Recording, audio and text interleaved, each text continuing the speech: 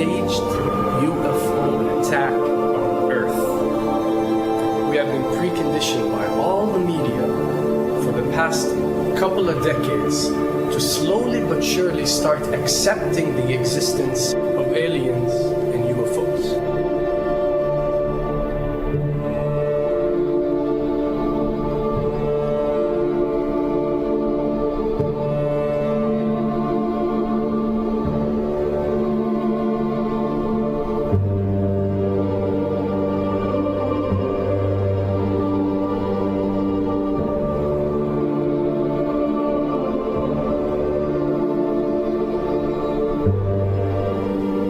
I can tell you right now that 99% of every UFO sighting that has ever taken place has actually not been an unidentified flying object, because this has always been military technologies.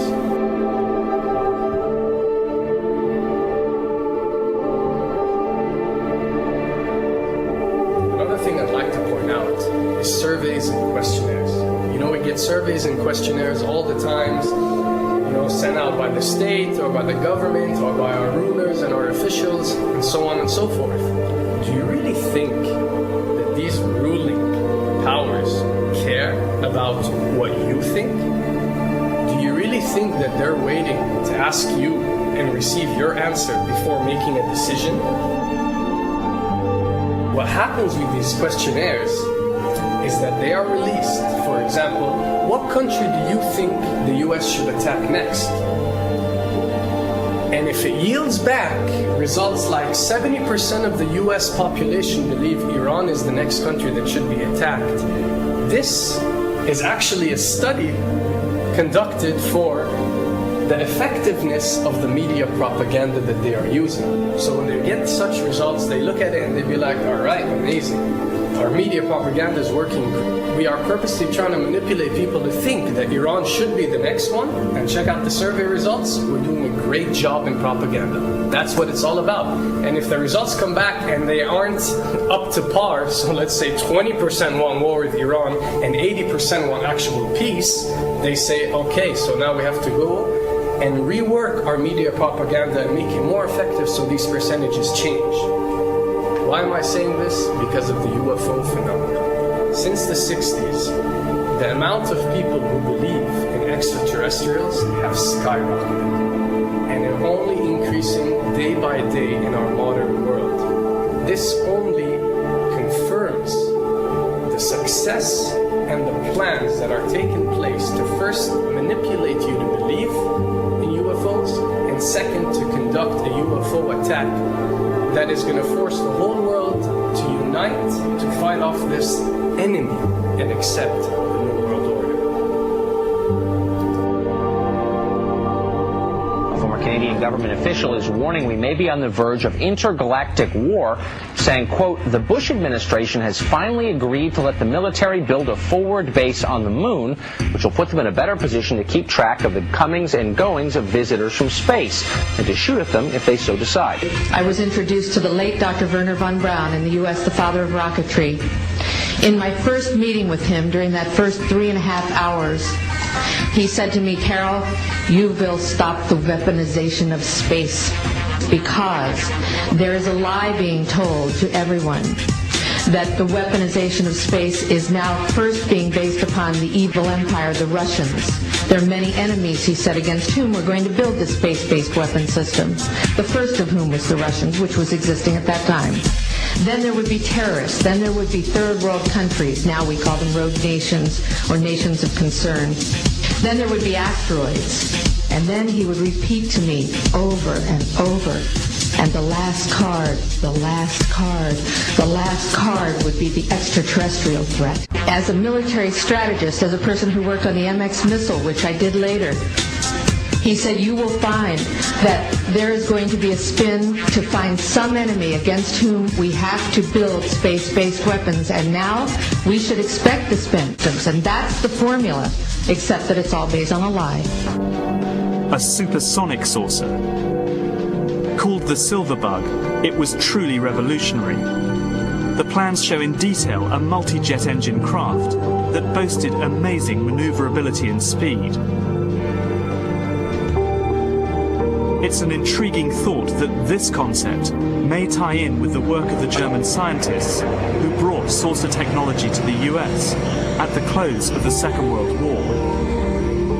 What was needed were certain cover stories. What do you do when people are spotting aircraft and then telling reporters that they've seen something very unusual flying out of an airbase in Nevada?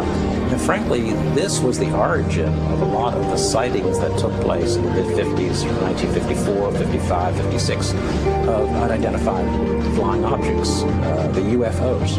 So the CIA was involved in encouraging people to believe that, yes, they saw UFOs, and the CIA and the military tried to be very helpful to reporters to get these stories out, to divert the attention of the country, particularly the people in this region, about what they had actually seen. Mexican Air Force pilots capturing on videotape what are said to be 11, count them, 11 UFOs. The Mexican Air Force has released a video that some of you are going to find difficult to believe. A journalist says it shows images of UFOs tracking a Mexican military plane. So what's the truth about UFOs?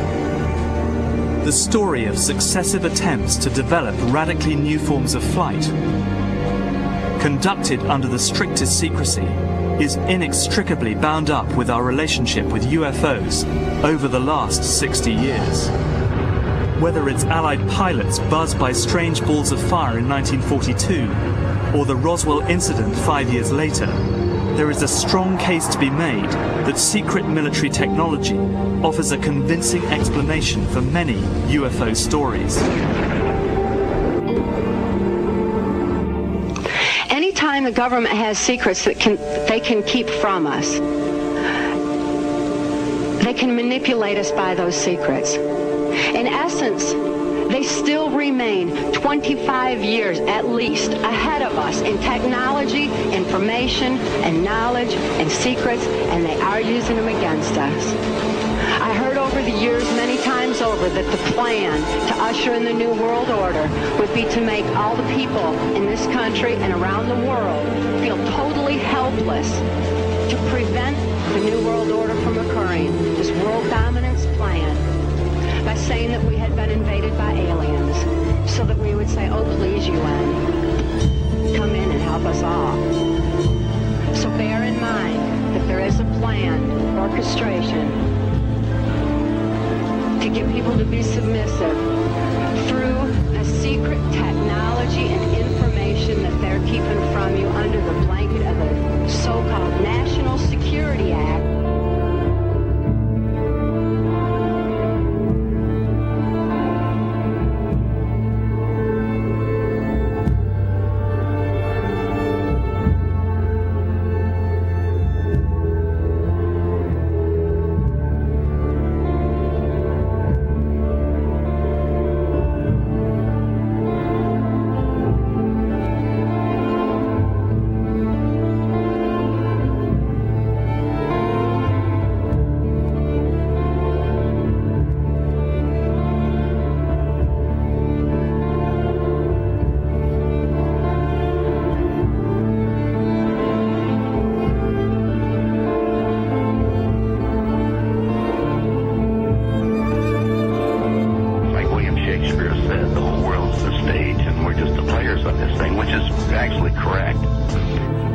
Perhaps we need some outside universal threat to make us recognize this common bound. I occasionally think how quickly our differences worldwide would vanish if we were facing an alien threat from outside this world.